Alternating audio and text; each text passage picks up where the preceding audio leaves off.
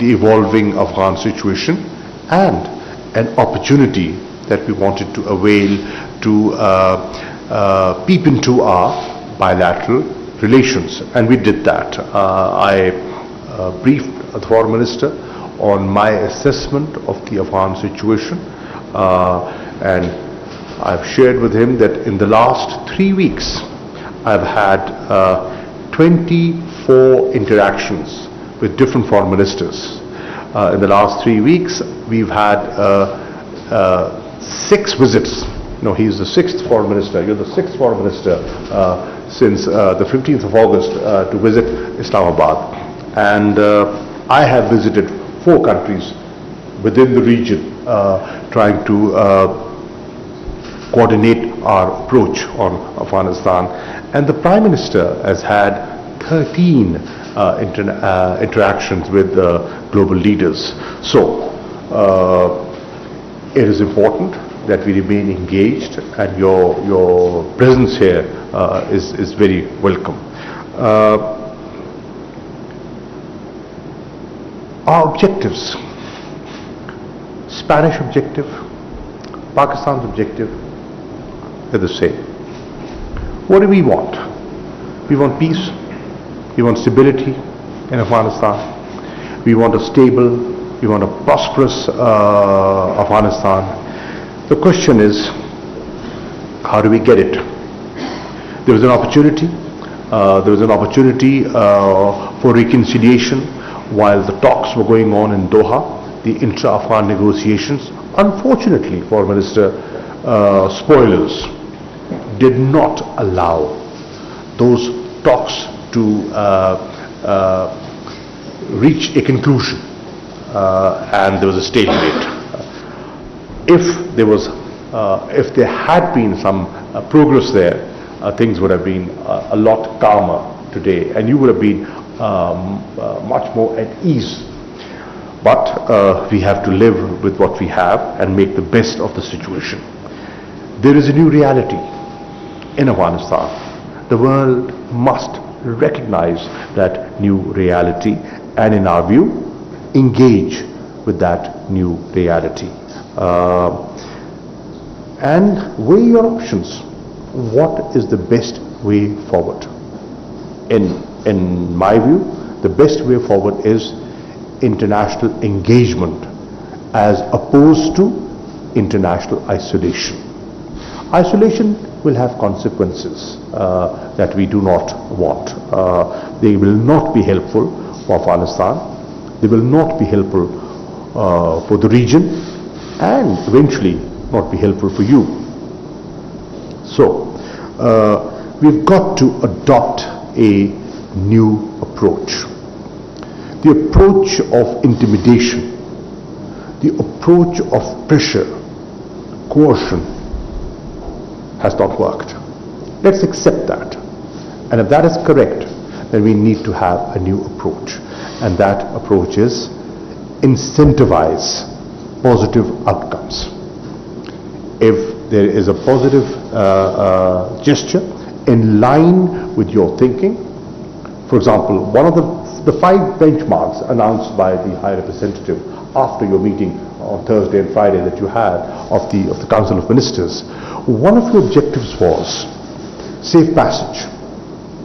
And yesterday, you actually saw safe passage take place. There was a flight out of Kabul to Doha. Now, that is in sync with what the Europeans had demanded. And if that is so, be positive and encourage them to stay on course. You know, this is what the international community expects. You've done that, well done. And we want to see more of that. So that is the approach, at least, that Pakistan and as a friend, I would recommend. Having said that, I also wanted to share with you that we have an interest in peace and ending the war, and that should be your objective as well. In order to do that, what we need to focus on immediately is the humanitarian crisis. we have to chip in. And I'm happy to learn from you that there is conference in Geneva, you mentioned, on that very subject, on how international players can contribute in averting the humanitarian crisis and generating funds for the people of Afghanistan. That's good news. Pakistan is contributing in our own little way. One of our aircrafts landed in Kabul yesterday with supplies of food and medicines. We will continue to do that through air and through land routes, and the international community should also do their bit. Economic collapse of Afghanistan will not suit anyone. It will not suit the region, it will not suit Afghans, and we must take steps to avert that. One of the ways is availability of resources, promoting activity, economic activity. And I suggested yesterday, along with the Qatari Foreign Minister, and I have suggested this to the Spanish Foreign Minister, that freezing of funds, Afghan funds, is not helpful. Please revisit that decision and see that if you're making an effort for humanitarian assistance, there is reasoning and there's logic behind that. And I think there is logic and reasoning behind unfreezing funds. Do consider that. We've discussed our bilateral relations, and I thank the Foreign Minister for the support Pakistan has received on the GSP Plus issue. They have been consistent, they have been supportive, and we expect them to continue supporting Pakistan as the review progress is undergoing. On FATF, I have informed and I've briefed the Foreign Minister on the steps Pakistan, the concrete and verifiable steps Pakistan has taken vis-a-vis implementation of the obligations that we had committed to. I've also asked the Foreign Minister to look at the opportunity, an early opportunity, for convening the 5th round of the annual bilateral consultations. That's a good mechanism, and we should use that mechanism to further our bilateral relations. On economic matters, we've had a discussion that, as the spokesman said, Spain is our 3rd largest trading partner within Europe, and there are great opportunities, and I shared areas, sectors in which there are good prospects and incentives given by Pakistan for Spanish investments into Pakistan. And finally, the travel advisory. Many countries have revisited travel advisories, and I would urge Spain to do so because of the changed security environment within Pakistan. Thank you, Foreign Minister. Thank you for your visit.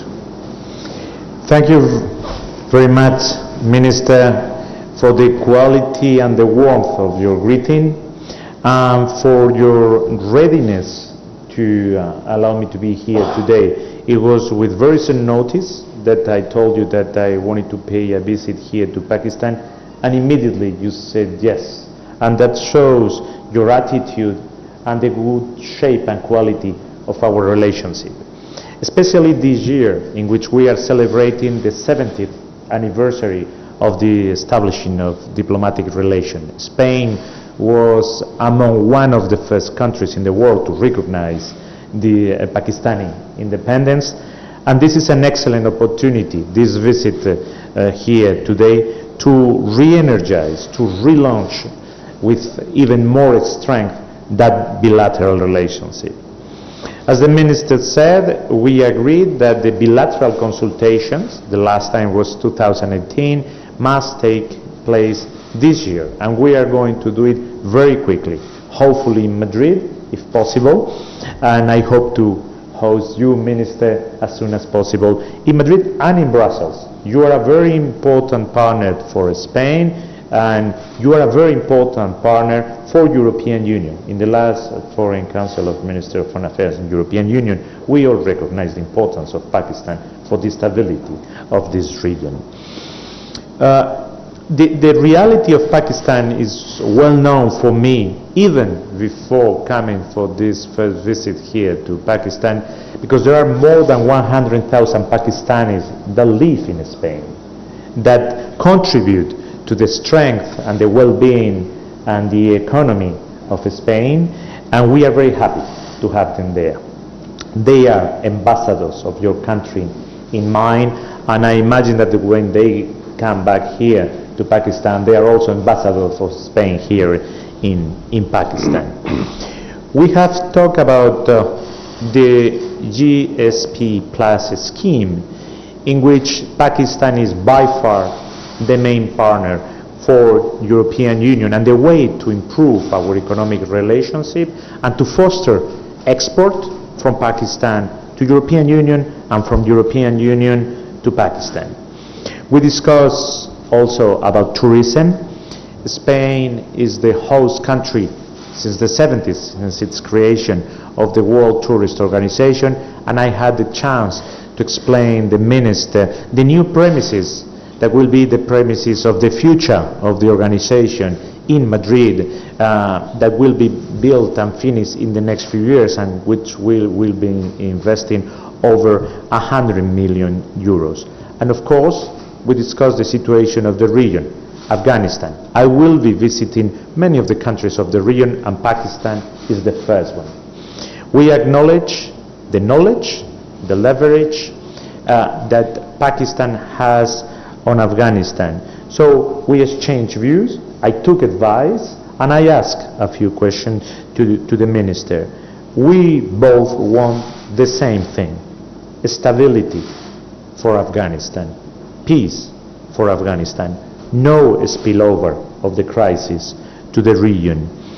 We want humanitarian assistance to reach the people of Afghanistan, and we hope that that will be possible. But in order to do that, conditions must be met as well.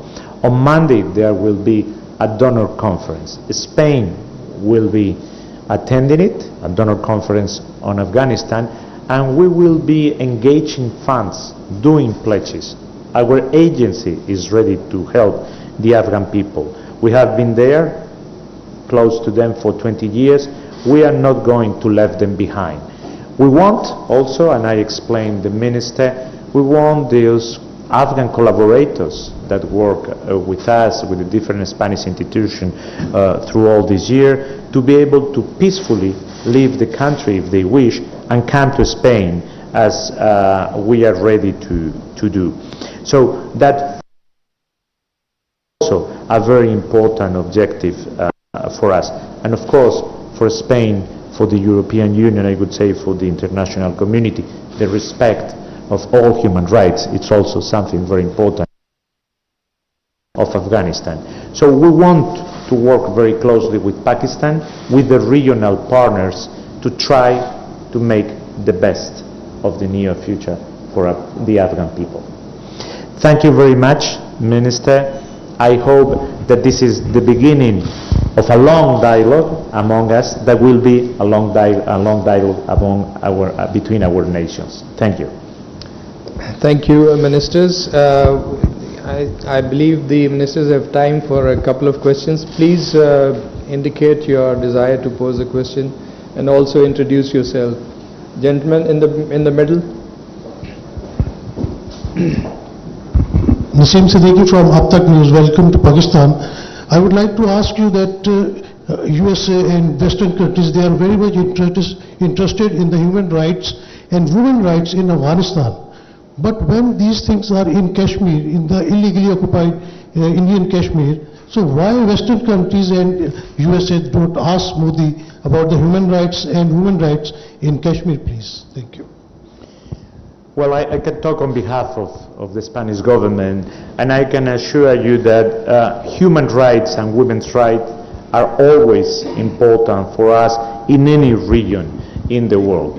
In this very moment, there is concern, I cannot hide that, about the situation of women and human rights and freedom of movement of those that have collaborated with us in Afghanistan, and that has been one of the sources of discussion. But for us, human rights is not something divisible. It goes all over the world.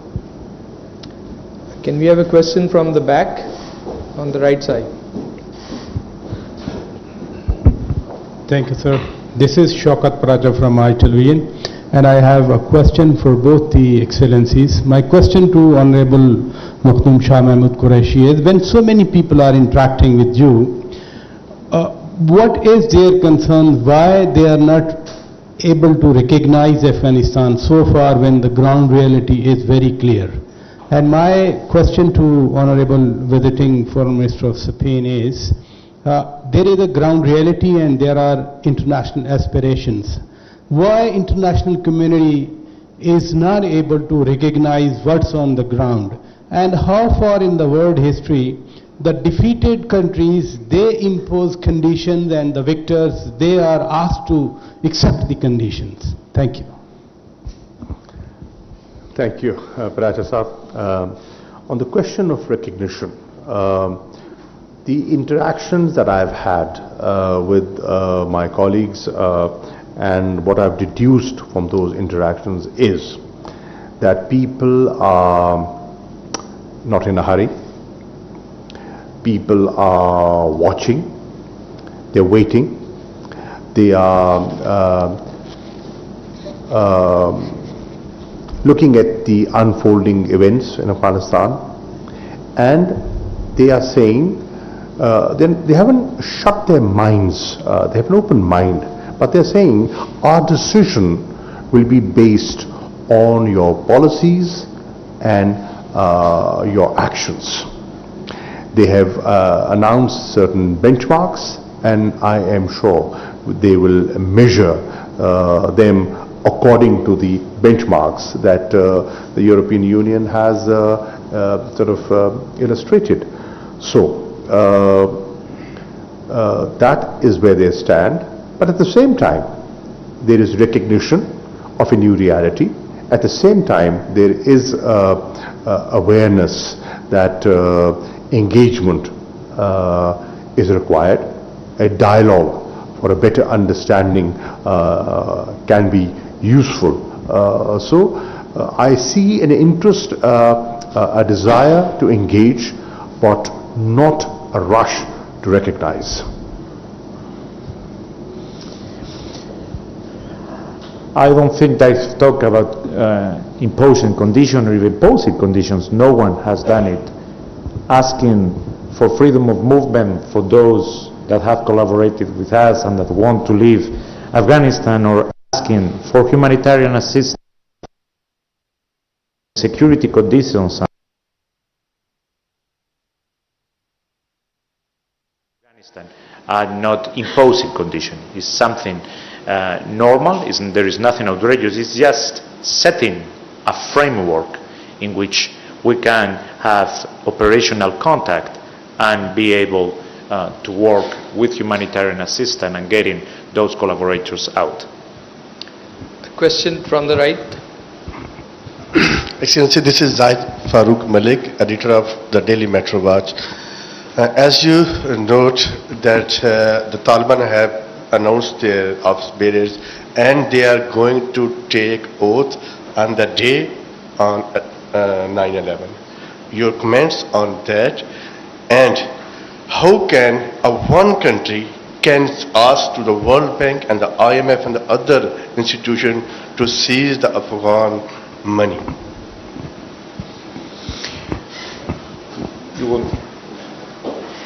That's directed to you. Okay. I can talk on behalf of the Spanish government. I mean, the organization that you've named they have a board and they take their decisions, so there is no comment on how they act and they behave. It's the board that behaves. Once again, the aim of the Spanish government, and that's the spirit with which I have come today here, is to give stability to Afghanistan, to ensure that the population will have humanitarian assistance if they need it, to make sure that there will be no spillover effect of this crisis on the region, and the respect of human rights. That's the spirit in which I come, and that's why I wanted to engage with the minister here in Pakistan and to engage in that discussion. because this is not an effort of one country. There, I share your point of view. It's an effort of the region and the international community. Thank you very much, ladies and gentlemen.